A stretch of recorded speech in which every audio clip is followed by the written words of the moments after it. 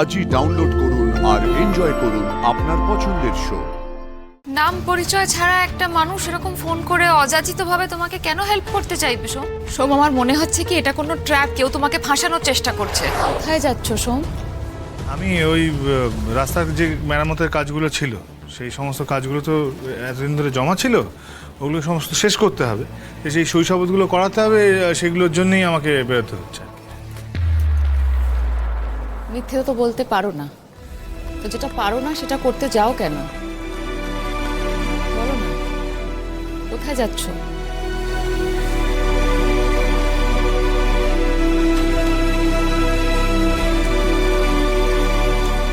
কি হলো সোম, বলো কোথায় যাচ্ছ? আমি ওই তথ্য প্রমাণ পেয়েছি, সেটাই জোগাড় করতে যাচ্ছি আর কি। তথ্য প্রমাণ? তুমি ওই কুটিলাকে খুঁজে পেয়েছো? না না, কুটলেকে কেউ চেনেই না, নামই শুনিনি। আমি বরঞ্চ সবাইকে জিজ্ঞেস করেছি, কেউ জানিই না বল। আমি নিজে থেকে ওই পাশের বিভিন্ন গ্রামে ফোন করে জানার চেষ্টা করছি কাউকে চেনে কিনা। তাহলে একজন ফোন করেছে, অচেনা অচেনা নম্বর থেকে ফোন করে বলল যে, কে বলছেন? কে বলছি তা চেয়েও বেশি জরুরি। পার্থসারথী রায় তার অপরাধের সাজা পাক। আপনি জানেন? এও জানি তার বিরুদ্ধে কি কি প্রমাণ আছে। যদি সেগুলো লাগে চলে আসুন আজ রাতে। কোথায় যাব?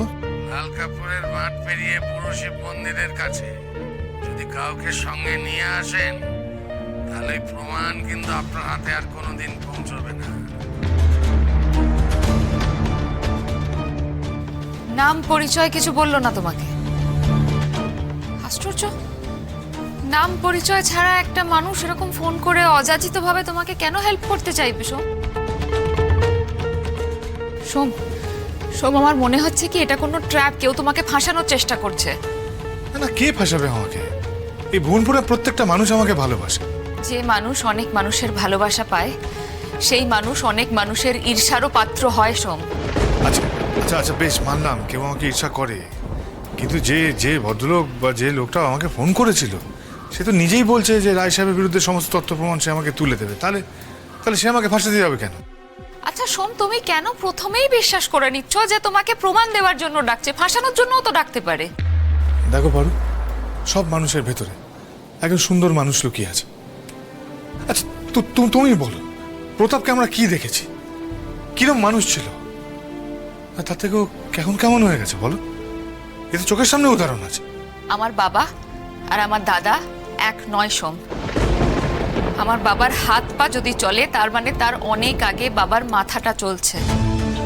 দেখো, যে মানুষ নিজের স্বার্থের জন্য নিজের মেয়েকে কিডন্যাপ করতে পারে, নিজের সব থেকে প্রিয় ছেলেকে খুন করার চেষ্টা করতে পারে, সে কতটা ভয়ঙ্কর হয়ে উঠতে পারে তুমি বুঝতে পারছো তো? জানি পারু, উনি ভুবনপুরের মানুষের কম ক্ষতি করেননি। তারপরে দেখো, যে ভুবনপুরের মানুষ এতদিন চুপ করে থাকতো তারা এখন বলতে শিখেছে, প্রতিবাদ করতে শিখেছে। তারা মুখ খুলেছে, তারা প্রতিবাদ করছে। দেখো পারু, হতে পারে তাদের মধ্যে কেউ ফোন করেছিল, সে নিজের নামটা জানাতে চাইছে না। পারু, দেরি করলে চলবে না, আমার দেরি হয়ে যাবে, আমাকে বেরোতে হবে। না না সোম, আমি তোমাকে এভাবে কোথাও যেতে দেবো না। আচ্ছা পারু, কেন এরকম করছো? আমাকে যেতে হবে, লক্ষ্মীটি এরকম করো না। তাহলে আমিও এখানে থাকবো না।